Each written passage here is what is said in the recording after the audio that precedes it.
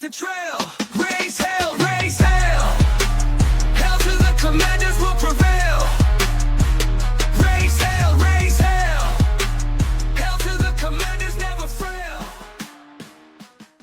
fail. What's good, Fan Nation? Welcome back to another episode of the On the Fence podcast, where we're commanding a conversation with the voices of Fan Nation.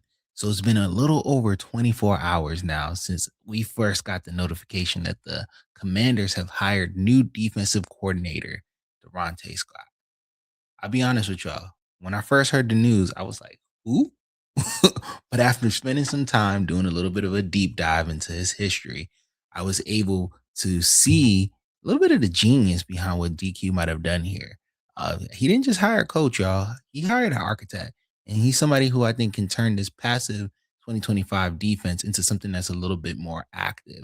So over the course of the next few minutes, I'm going to take you all through my 24-hour investigation, what I was able to learn about our new defensive coordinator, Daronte Scott, from his DMV roots to the mattress grind, and why I think he's going to be able to turn things around here in DC. So stick with me as we get right to it. Let's go. Let's go. And if you aren't already, make sure you like, comment, and subscribe here at the OTF podcast. We are also on X. We're on YouTube. We are on Instagram. We're on the road to 1,000. So definitely make sure you show us some love on there. Watch our videos.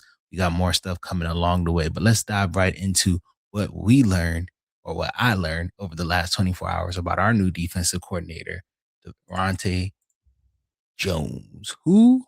D. Jones. Let's get to it, y'all. So as I mentioned before, Daronte is from the DMV. He was born in Capitol Heights. He actually went to Bishop McNamara, and he's also a Morgan State alumni. So he's one of us, man. That's also a big plus. It's nice to have somebody on there. I think who was it? Rio Robinson. He said DQ was definitely going to hire a brother for this, and I think that is a good choice. It is DC after all. It's Chocolate City, and I think we need somebody who's going to bring the right attitude. Color aside, though, attitude is what matters, and this guy understands that. One thing that stood out to me in my research over the last few hours was the air mattress moment with him, man. This guy, so while he was in his 30s, after being an assistant head coach at Bowie State, he took a demotion to be a graduate assistant at UCLA. He slept on an inflatable mattress in his meeting room just to be near the tape. That's the guy who's going to be leading our defense, y'all. That's big, man. This guy's dedicated. He's really about that grind. And that's what I mean when it comes to that attitude. We need somebody who loves football.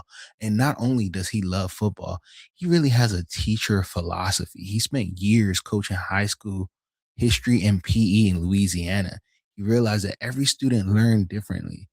Some visual, some hands-on. And in my 24-hour deep dive, I was able to see different pressers. And one of the things that really stood out to me about his mantra is he's a teacher first, man. That's big, man. We really need that energy. Not saying that Joe Witt wasn't a teacher. I love Joe Witt myself. I actually was a fan of his um, personality, not what we got on the field, of course. But seeing somebody who is a teacher first and you could see the results and where he's been, I think that's going to lead to less blown coverages, and at least because of miscommunication. I think he's going to really take his time to make sure the guys understand what's going on each and every play. He's going to give them something that's digestible. So I'm looking forward to that. Now, in this discovery, right? I went through, spent the last 24 hours, a good part of my day, just watching videos, doing research, using various things just to kind of get this information. And along the way, what I discovered is this guy kind of has a Mount Rushmore of mentors, man. I traced back his DNA in the tree, and he has a who's who of like various guys who are just great defensive minds. A couple that stand out, of course, are Brian Flores, Dave Aranda, Vance Joseph, and Zimmer. I'm going to go into what each of these guys bring a little bit, but I want to talk a little bit about his career timeline. So along the way, I mentioned the great names he's been, and I'm going to touch on that a little bit more. But look at the places that he's been. Of course, currently, he's with us now. He's our defensive coordinator. That's at the top of the list. But prior to that, he's been with Minnesota since 2022 to 2025. He had that nice stretch over there, and you could see that that's his second stretch. He's gotten a chance to be retained when Brian Flores took over as well too. And, it's not always that if a new defensive coordinator comes in that he's going to retain you. So that's pretty good to see that on there. You can see he was the defensive coordinator at LSU, so he's not green when it comes to calling plays. Granted, he hasn't done it at the pro level, but he still has some experience doing that. You could see he spent some time in Cincinnati, spent some time with Miami, he spent some time in Wisconsin, he spent some time in Hawaii, even in the CFL. Man, this guy's well versed. He really got it through the mud. He's been through high school, he's been through college, he's been through Canadian football, he's been through the NFL. So he's not as green as many people may think, and he's 47 as well too. So it's not like he's a spring chicken. Guy's experience, and that was one of the things that started to give me a little bit of hope and faith as I was going through his history. Now, we talked a little bit about who he's coached under, and I want to give you a little bit more of a comprehensive list of all the various places he's been along the way. Of course, the EQ is who he's going to be working with, and we'll dive on what that means a little bit more in just a moment. But I do want to talk about some of the other places you could see on the screen. I've gone ahead and highlighted some of those names that really stood out to me. Brian Flores, we can talk all day about what that means, but Brian Flores is the king of aggression. Jones was his passing game coordinator for the number one interception unit in 2024, which is crazy, right? They didn't get as many interceptions in 2025, but they did generate a top tier level of turnovers nonetheless. So that's really impressive. Dave Arnada, he's known as the professor, and Arnada handpicked Jones for LSU. Arnada really is that guy who it, a lot of people credit him for this modern defense that a lot of people are playing that came out of college, and he's a great defensive mind as well too. He also actually gave him the recommendation for the LSU job. This is where the simulated pressures and a lot of that stuff come from. Arnada is one of those guys that really does a good job with that, quite like Brian Flores, hence why Flores probably wanted to keep him around. Now, there's also Marvin Lewis on there who is just a great culture builder. And that's why I wanted to highlight that. Marvin Lewis, I feel like, does a great job of building culture. And I feel like Daronte is going to bring some of that to our much needed defense. And of course, Vance Joseph and Mike Zimmer, these guys are technicians. These guys probably taught him the toolbox of secondary play. And if you look at all of those teams, Vance Joseph, look at the Broncos. It wasn't their secondary that lost in that game, right? It was their offense. So take a look at some of those things on there as we go through this, and how as you try to decide if this is a great hire or not. So far, after doing some research and starting to learn a little bit about Mr. Jones here, I'm starting to feel a little bit differently, man. I think this might actually be something good. Now, lastly, in college, you see I highlighted Norm Child. Norm Child is a legend. He's a legend, man. He's one of them very story coach. He coached at Hawaii. He coached at USC. He's a championship winner. He knows what he's doing. He knows football in general. And I think that when it goes back to culture building, quite like what I said with Marvin Lewis, Norm Child, being with him is going to help give him that experience. And that's probably why this guy's such a grinder. He's had such great experiences around the way. Of course, he even spent some time at Bowie State being a defensive coordinator there as well, too. So Mount Rushmore of mentors this guy has, man. He In addition to that, look at some of the people he's connected with. Look at the places, look at where those people are now. Look at he's well connected. You see that right here on the screen. B Flow, we mentioned it. Vance Joseph, Lou Aranmo, who's currently the Indianapolis coach, DC, Terrell Austin, Matt Burke. These are guys who are doing it, and he's worked under all of these guys. So, hey, listen, I'm not going to sit here and say we're going to be a top five defense off the bat, but I'm just saying for anybody who may be feeling uneasy, let's look at facts. Let's look at what the guys who he's worked under are doing now. And that can hopefully give us a little bit of insight of what we might be getting out of this guy here. So keep your head up, Commanders Nation. I know we all like to get the flashy names, but who wants a retread? I think B Mitch said it best. Like, we always are out for these retreads and these big names, but big name guys come in and do bad at times. And these big name guys at one point needed their first shot. And maybe that's what we're getting here. We might be getting the next B flow. I think Rhea Robinson said it best. He was like, we didn't get Brian Flores because we had Brian Flores at home. It's like when you was a kid and you were in the car and you wanted McDonald's and your mom said we had rice at home or something like that. Yeah, he said we got B flow at home, and that's Daronte Jones. He is our DMV B flow. So let's see how that continues to go for us.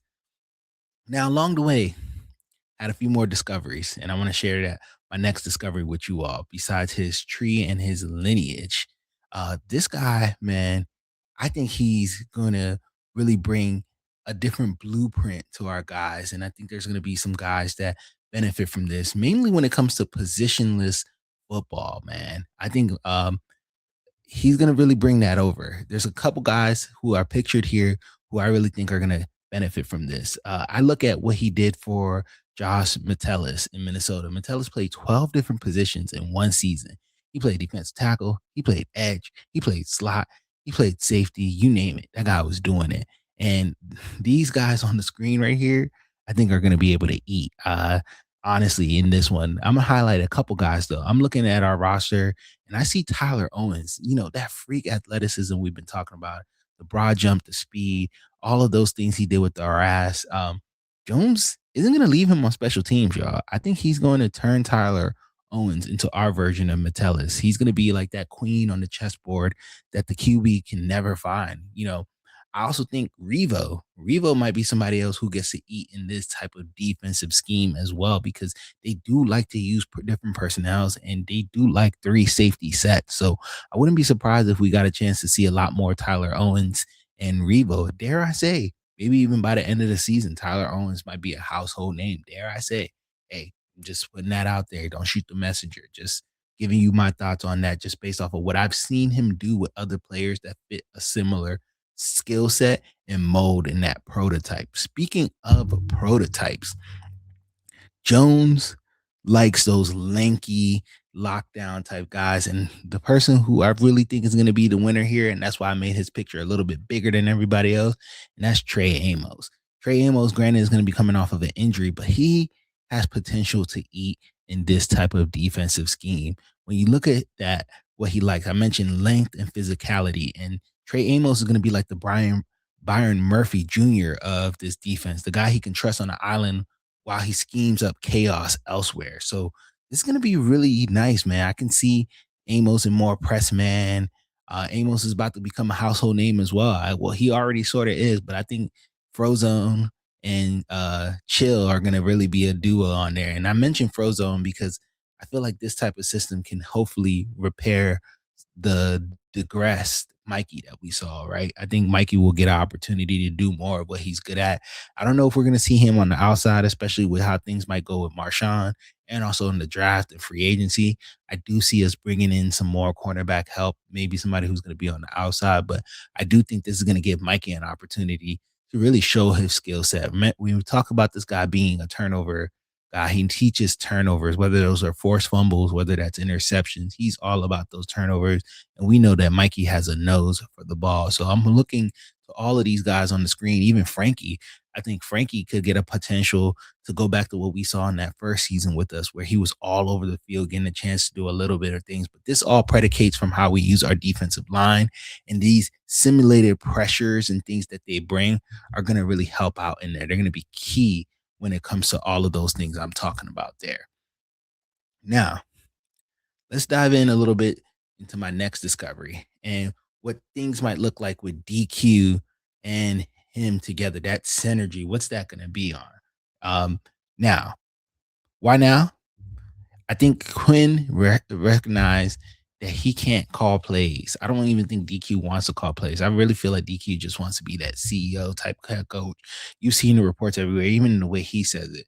I don't think he can fix the secondary as well. So bringing in a guy like Jones, we already have a great pass game coach. I think somebody who can teach the defense and make communication easier. We may be able to turn this around and have a better secondary. I've watched some really great videos, which we'll link, and we'll do a deeper dive into some of the scheme stuff down the line. Right now, I just want to give you all a general profile on the guy just so you can understand what we're getting with him. But I really feel like he's going to help fix our secondary, man. I talked about it not being passive anymore. He uses quarters in such a great way. He really gets after it. And we talk about that simulated pressure, right? Making it look like the team is blitzing without actually sending all the guys. You can look like nine guys are coming at you, but then he actually sends four. And that's something that Flores does great at. And I feel like being with him for so long, and even Aranda, those guys are great with simulated pressures, and we're going to see some of that. And hence why the guys on the screen right here are going to eat. Now, let's talk a little bit about some of the things that we saw, right? As we talk about how this is going to work, that synergy. Last year, as I mentioned, or 2025, yeah, it's last year. Yeah, 2025, we could see the stats here on the board. Look at what we did as the Commanders. Total defense, yards per game, we were allowing 384.3 yards. That's 32nd dead last. The Vikings allowed 101.7 yards less than we did. They were third in total defense when it comes to yards per game, which is the type of energy we need. And I'm glad DQ was able to humble himself. And this is why I think he might have cooked with this hire, is that he was like, I don't need somebody who's like me. I need somebody who does what my defense is missing. And I feel like Jones is going to provide that for our defense, especially with that teacher philosophy he has, man. I really think that makes a difference. I've seen it happen. Being somebody who works at a school, when you could really unlock how a person learns, it's a difference maker, man. It really is. And having a guy who's been through it, he's really got it through the mud. He's very relatable. Um, yeah, man, this is gonna help turn that around. Continue to look at what we did. Scoring defense, you can see we're 27th. They were seventh. Passing defense, they were number two in pass defense. We were 28, almost last. Rush defense, not too big of a difference from us, but it's still better than where we were at. I would take 21st any day versus our 30th. Passing touchdowns allowed, you could see they were second. They only allowed 15 pass touchdowns, where we were getting torched left and right. I remember when Sam Darnold came in here. Oh my God, with Jackson Smith and Jigba, even what Detroit did to us, it was ridiculous. And I can't have that going on anymore. And this is a guy who's played in a division with in the NFC North. So he's gonna know how to combat some of that there. Look at our red zone TD percentage. They were second. We were 31st. Look at that, man. Boo boo. That's what we were. And this guy is going to turn it around. So, hey, don't take my word for it. Look at the stats. I know a lot of us in Fan Nation are feeling like, oh, well, why didn't we get this? We couldn't get Brian Flores. We could have get these big names. Oh, this is not a job anybody wants. I think part of that Brian Flores interview was him. They asked him, like, hey, bro, if you're not going to come through, who do you think, who's on your staff who's really cooking? And I think B Flow was like, holla at my man Daronte Jones, bro. I'm trying to tell y'all, I'm positive there was some kind of conversation that happened like that. I don't know. I'm not in these rooms, but I'm just trying to use my logic and put two and two together. I really feel like that might have been the nature of that interview with Brian Flores.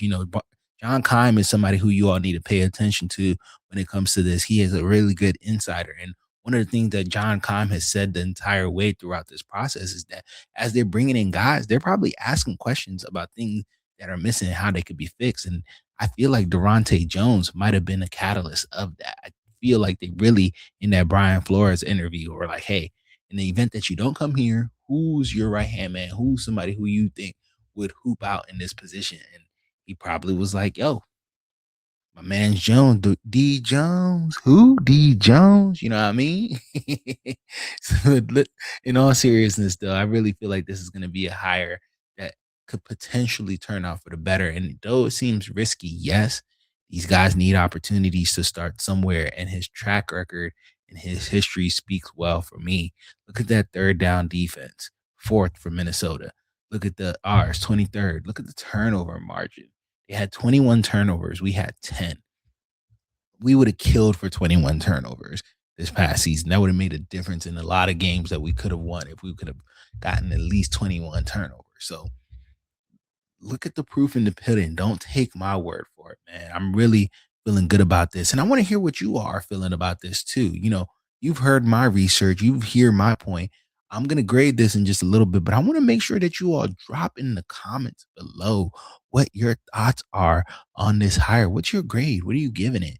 Who, if you know, what do you think? If one person perhaps comes out of this and turns into a defensive star, was it a good hire? Like, where do you think we can go on this? Think about draft picks, where we can go in this direction, just in time for the Senior Bowl. So I'm really interested in hearing what you all have to say, Fan Nation, on this one. This is a big hire. Didn't seem like it at first. I'm not gonna lie. At first, I was like, "What is going on? Who is Daronte Jones?" But now that I've done the research, I've slept on it for about 24 hours. It might be a little over 24 hours after you all see this video. But man, I'm starting to have some hope. And call me a serial optimist, but I want to see my team succeed. And if these guys really feel like Durante can be that difference maker on there, let's go for it. Look at the background. Look at who he's coached under. Look at where the guys he's coached with are now, and continue to see the potential that's there. I know Coach Witt talked a good game, but this guy is genuinely a teacher. He has the background. Like, I mean, I even saw one story about him talking about how he slept in an 88 Prelude at one point in Chicago while he was coming up. Just that's how serious he is about this grind. So this guy really got it out of the mud. And I think that character and that attitude is going to be what makes a difference. Players like that. Shout out to Reedy and Z. They had a great video with a player who who was coached by him that talked a little bit about that. Matter of fact, let me see if I can pull that up for you all on there so we could talk about that right before I give you all my grades. But yeah, that's my discovery so far as I pull up this video from Reedy and Z. As I've gone through it and seen what he has to offer, I'm starting to feel a whole lot better about this hire, y'all. I really think Daronte Jones can bring some things to our defense that we didn't have before. So I'm looking forward to seeing how that's going to go, how we're going to attack the draft based off of the players that he needs. Well, even free agency, we might be able to get some guys from Minnesota to come by, see what happens. I'm still looking at a few of the guys from Seattle as well, too. So I really think having a coach that people speak well to is going to bode well for us as well. So let's take a look.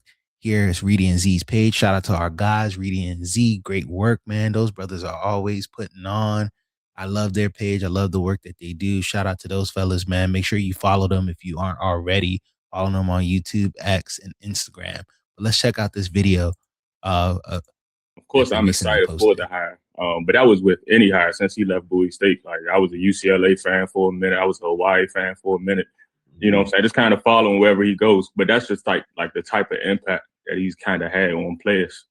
Everybody he's coached, I still kind of follow him on social media. Everybody's posting, "Good job, coach. Congratulations, coach." So that's just kind of like the relationship build that he, what I'm saying, that he's definitely going to bring. But I started seeing his name floating around as far as getting some interviews. So I was like, shoot, we need a defensive coordinator too. Like, so that's the only reason why I really just started putting his name out there. Like, because I seen that, okay, Dallas interviewing him. Like, all right, shoot, why not? You know what I'm saying? Why not us? Because he's definitely one of those, like, no nonsense. Like, he's very focused. When I got to college, like, I was like, all right, I see why it's a different level. Like, these coaches, this is how they put food on their table. You know what I'm saying? So, like, you can really see that grind in him. I know one of the things Commanders kind of suffered on last year was the communication piece, right, on defense. That's probably not going to happen with him. You know what I'm saying? Because he's a big communicator, making things simple. You know what I'm saying? So he's really going to, I think, number one, like, communication is definitely going to be a thing that I think will be fixed with this team. But yeah, I'm just excited to see what's going to happen. Like, it's kind of like a full circle moment for real. You know what I'm saying? To have him go from my high school, you know what I'm saying, to me playing under him, to now him coming to my favorite team. I'm happy. I'm excited about it. Man, y'all heard it. Y'all heard it. I can't make this stuff up. I really can't make this up. Y'all heard it. Duran, that interview actually came out a week ago from Reedy and Z. And this was when we first interviewed him about a week ago. He was the last guy that we interviewed. And Duran, you heard it. He was coach under him. He came on this show and he talked about it. He gave his honest opinion.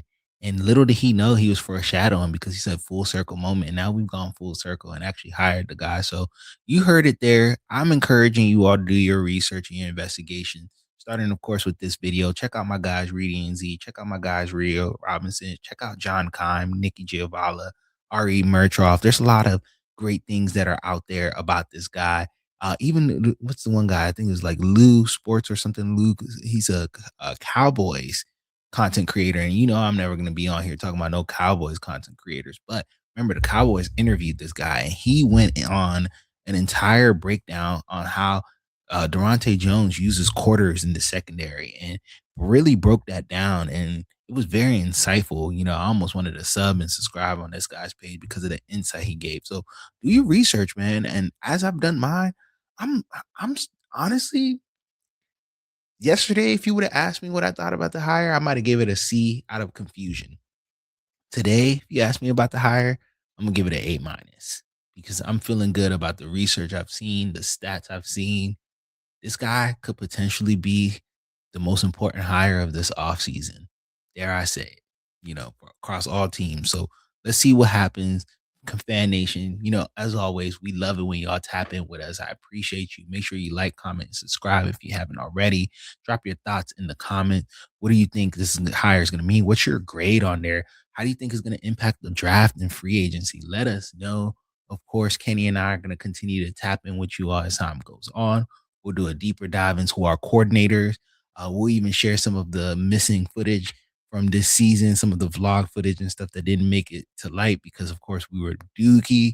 But we will go around and share with you all some of those moments that you might have missed along the way. But like I said, thank you for tapping in. We appreciate all of you all. Thanks for showing us love. Let's be easy, Fan Nation. Let's have a great off season. Enjoy the snow day. I hope everybody's staying safe. Hope everybody has power. Yeah, let's get it. Raise hell, raise hell. We'll blaze a trail, raise hell, raise hell. Hell to the commanders will prevail. Raise hell, raise hell. Hell to the commanders never frail. From kickoff to the final play, we're here to win, come what may. Together strong,